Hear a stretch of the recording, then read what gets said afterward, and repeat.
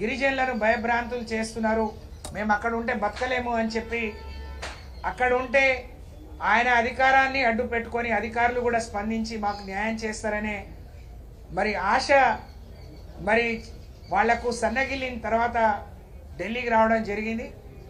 నిన్న ఢిల్లీలో ముందుగా మానవ హక్కుల కమిషన్ సభ్యులను కలిసాం, తర్వాత ఎస్సీ కమిషన్ చైర్మన్ గారిని కలిసాం, ఎస్టీ కమిషన్ మెంబర్ గారిని కలిసాం, అలాగే మహిళా కమిషన్ మెంబర్ని చైర్మన్ గారి పేరిట రిప్రజెంటేషన్స్ కూడా ఇవ్వటం జరిగింది. వాళ్ళు చాలా పాజిటివ్గా స్పందించారు, సంఘటన జరిగిన పూర్వపరాలను బాధితుల నుండి తెలుసుకున్నారు. మరి మేము ఆశిస్తూ ఉన్నాం. నిన్ననే ఎస్సీ కమిషన్ సభ్యుడు కూడా అక్కడ పర్యటించారు. అలాగే వాళ్ళు స్పందించిన తీరు చూసి తప్పకుండా బాధిత గిరిజనులకు ఆ మహిళలకు మరి కొండంత నమ్మకంతో విశ్వాసంతో ఇక్కడికి వచ్చిండ్రు, వాళ్ళకి న్యాయం చేస్తారని మేము ఆశిస్తూ ఉన్నాం. వాళ్ళు 2-3 రోజుల్లోనే డీజీపీకి సిఎస్కి మేము డైరెక్షన్ ఇస్తాం, మళ్ళీ జైల్లో ఉన్న వాళ్ళను కూడా వదిలిపెట్టండి, ఫర్దర్గా ఎవరిని అరెస్ట్ చేయకండి, మరి గతంలో ఉన్న వాతావరణం ఆ తండాల్లో నెలకొల్పే విధంగా పోలీస్ యంత్రాంగం కానీ రెవెన్యూ యంత్రాంగం కానీ చర్యలు చేపట్టండి అని చెప్పి మేము ఆదేశాలు ఇస్తామని చెప్పారు. మాకు మరి పూర్తి నమ్మకం విశ్వాసం ఉంది, వాళ్ళు కూడా చాలా నమ్మకం విశ్వాసంతో ఉన్నారు, వాళ్ళకి న్యాయం జరుగుతుందని. అలాగే నిన్నటి నుంచి గౌరవ మరి భారత రాష్ట్రపతి గారిని కూడా కలవటానికి మేము ప్రయత్నం చేస్తున్నాం. ఒక మెయిల్ కూడా చేయమనంటే చేసి ఈరోజు కూడా ఎదురు చూస్తూ ఉన్నాం. అక్కడి నుంచి ఇంకా పూర్తి మాకు సమాచారం రాలేదు, అపాయింట్మెంట్ రాలేదు. కానీ మీడియా సోదరులందరి మరి ద్వారా నేను ఈ రాష్ట్ర ప్రభుత్వాన్ని ముఖ్యమంత్రి గారిని ప్రశ్నిస్తూ ఉన్నాం. ఈరోజు ఈ రాష్ట్రంలో ఉండే గిరిజన సంఘాలు, లంబాడి హక్కుల పోరాట సమితి కానీ, ఆల్ ఇండియా బంజారా సేవా సంఘ్ కానీ, సేవాలాల్ సమితి కానీ, వివిధ బంజారా సంఘాలన్నీ కూడా లగచర్లకు పోయి మా గిరిజనుల గోడు తెలుసుకుంటాము అని చెప్పి అరెస్టులు చేస్తున్నారు. నిన్ననే దాదాపు సుమారు 3000 మందిని అరెస్ట్ చేస్తారు. అసలు అక్కడ ఏం జరగకపోతే మీరు ఎందుకు ఇంత భయపడుతున్నారు అని రేవంత్ రెడ్డి గారిని ప్రశ్నిస్తూ ఉన్నాం. రేవంత్ రెడ్డి గారు ముఖ్యమంత్రి అయి 11 నెలలైంది. అధికారంలోకి రావడానికి మా గిరిజనులకు అనేక మాయమాటలు చెప్పిర్రు, అనేక అలవి కాని హామీలు చెప్పిర్రు.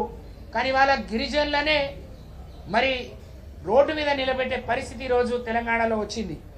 రేవంత్ రెడ్డి గారు 11 నెలల్లో ఇదే ఢిల్లీకి 25 సార్లు వచ్చిండు. కాంగ్రెస్ పార్టీ నాయకుల మెప్పు పొందడానికి, వారి కప్పం కట్టడానికి 25 సార్లు ఢిల్లీకి వచ్చిన రేవంత్ రెడ్డికి కొడంగల్లో ఉండే గిరిజనుల బాధలు, గిరిజనుల కష్టాలు తెలుసుకునే ఒక్కరోజు ఓపిక లేకపోవడం నిజంగా చాలా దురదృష్టకరం, బాధాకరం.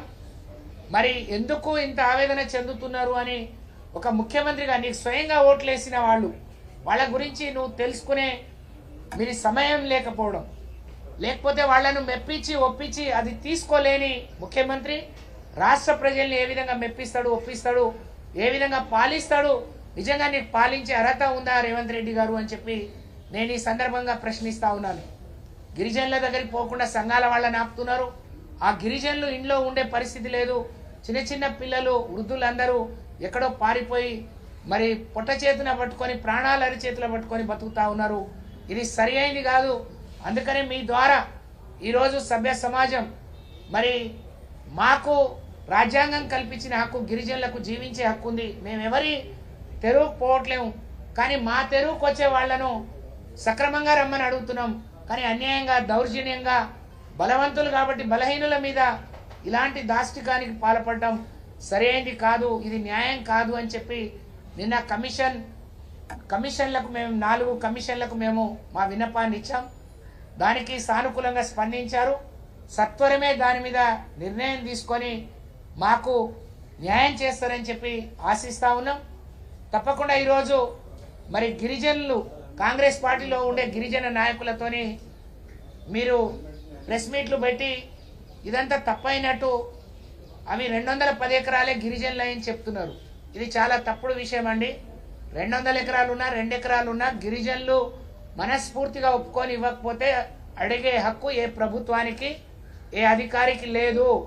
గిరిజనులకున్న హక్కు గురించి తెలుసుకోకుండా నువ్వు ఎంపీ కావడం, మీరు ఎమ్మెల్యేలుగా ఉండడం ఇలాంటి వాళ్ళు గిరిజనుల హక్కులను కాలరాస్తుంటే చూస్తూ మరి కాంగ్రెస్ పార్టీకి ఒత్తాసు పలికే నాయకులు ఉండడం మేము చేసుకున్న దురదృష్టం. కాబట్టి ఈ రాష్ట్రంలో ఉండే గిరిజన సమాజం అంతా కూడా దీన్ని తీవ్రంగా ఖండించాల్సిన అవసరం ఉంది. ఆ లగచెర్లలోని గిరిజనులకు మనం అండగా నిలబడాల్సిన సమయం ఉంది.